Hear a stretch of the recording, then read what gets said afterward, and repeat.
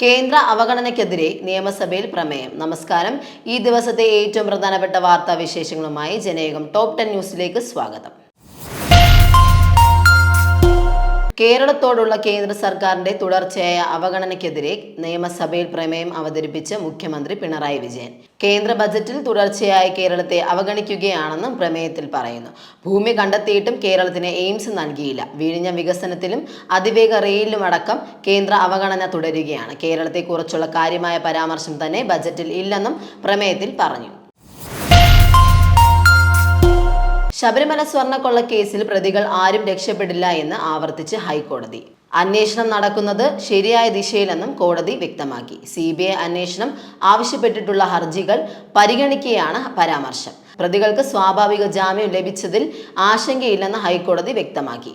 90 ദിവസത്തിന് ശേഷം ജാമ്യം ലഭിച്ചത് അന്വേഷണത്തെ ബാധിക്കുമെന്ന് ആശങ്കയില്ല. ശബരിമലയിലെ സ്വർണ്ണക്കൊള്ള അതിസങ്കീർണമായ കേസാണെന്ന് ഹൈക്കോടതി നിരീക്ഷിച്ചു. മണിപ്പൂരിലെ രാഷ്ട്രപതി ഭരണം പിൻവലിച്ച കേന്ദ്രം ഇത് സംബന്ധിച്ച വിജ്ഞാപനം പുറത്തിറക്കി. സംഘർഷത്തെ തുടർന്ന് 1 വർഷം മുമ്പാണ് മണിപ്പൂരിൽ രാഷ്ട്രപതി ഭരണം ഏർപ്പെടുത്തിയത്. അതേസമയം മണിപ്പൂരിൽ പുതിയ സർക്കാർ രൂപീകരിക്കാനാണ് BJP നീക്കം. കഴിഞ്ഞ ദിവസം BJP നേതാവ് യുനാം ഖേംചന്ദ് സിംഗിനെ നിയമസഭാ കക്ഷി നേതാവായി തിരഞ്ഞെടുത്തു. മണിപ്പൂർ മുഖ്യമന്ത്രിയായി യുനാം ഖേംചന്ദ് സിംഗ് സ്ഥാനമേറ്റു. സ്ഥിരമായ ഭരണകൂടങ്ങൾ ചരിത്രത്തിൽ ഉണ്ടാവുകയില്ലെന്നും അത് ഈ സർക്കാരിന് ബാധകമാണെന്നും രാജ്യസഭയിൽ കന്നി പ്രസംഗത്തിൽ കമലഹാസൻ MP. തമിഴ്നാട്ടിലെ ജനങ്ങൾ SIR നടപടികളിലൂടെ ബുദ്ധിമുട്ടുകയാണ്. വോട്ടർമാരുടെ ആശങ്ക കുഴപ്പം പലപ്പോഴും ദേശീയ ശ്രദ്ധയിൽ കൊണ്ടുവന്നിട്ടുണ്ട്. ബീഹാറിലും പശ്ചിമ ബംഗാളിലുമെല്ലാം ജനങ്ങൾ SIR മൂലം ബുദ്ധിമുട്ടി. പശ്ചിമ ബംഗാൾ മുഖ്യമന്ത്രി മമതാ ബാനർജി SIRുമായി ബന്ധപ്പെട്ട് സുപ്രീം കോടതിയിൽ വാദത്തിനു വേണ്ടി വരെ എത്തേണ്ടി വന്നെന്നും കമൽഹാസൻ പറഞ്ഞു. നിയമസഭാ തെരഞ്ഞെടുപ്പ് അടുത്തിരിക്കെ RSSുമായുള്ള ധാരണ പരസ്യമാക്കി മുതിർന്ന കോൺഗ്രസ് നേതാവ് K മുരളീധരൻ. RSS വോട്ട് തരാമെന്ന് പറഞ്ഞാൽ സ്വീകരിക്കുമെന്ന് മുരളീധരൻ പറഞ്ഞു. ആര് വോട്ട് തന്നാലും കോൺഗ്രസ് സ്വീകരിക്കുമെന്ന് മുരളീധരൻ പറഞ്ഞു. ബജറ്റ് സമ്മേളനത്തിൽ പ്രധാനമന്ത്രി മോഡിക്കെതിരെ രൂക്ഷ വിമർശനവുമായി രാഹുൽ ഗാന്ധി. എപ്സ്റ്റീൻ ഫയലുകളും അദാനിക്കെതിരായ കേസും മോഡിയെ സമ്മർദ്ദത്തിലാക്കുന്നു. തന്റെ പ്രതിച്ഛായ തകരുമെന്ന് ഭയമുള്ളതുകൊണ്ടാണ് മോഡി തന്നെ സംസാരിക്കാൻ അനുവദിക്കാത്തതെന്നും രാഹുൽ പറഞ്ഞു. US-ഉമായുള്ള വ്യാപാര കരാറിലൂടെ രാജ്യം വിറ്റെന്നും അദ്ദേഹം ആരോപിച്ചു.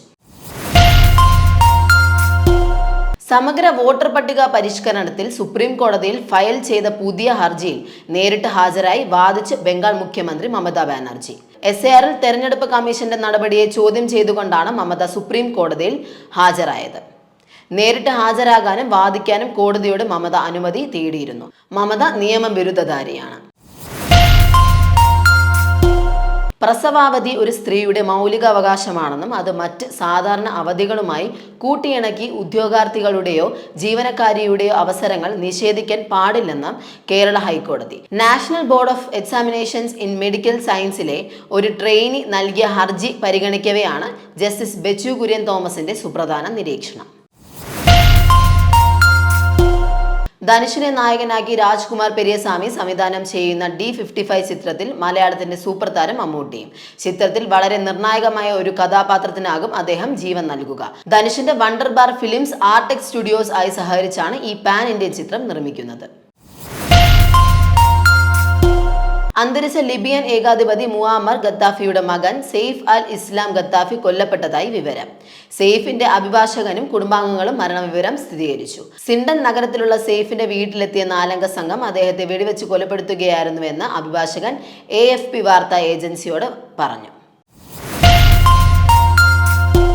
ജനയുഗം ടോപ്പ് 10 ന്യൂസിലൂടെ വീണ്ടും കാണാം. കൂടുതൽ വാർത്തകൾക്കും വിശേഷങ്ങളുമായി ജനയുഗം വെബ്സൈറ്റ്, YouTube ചാനലുകൾ സന്ദർശിക്കുക.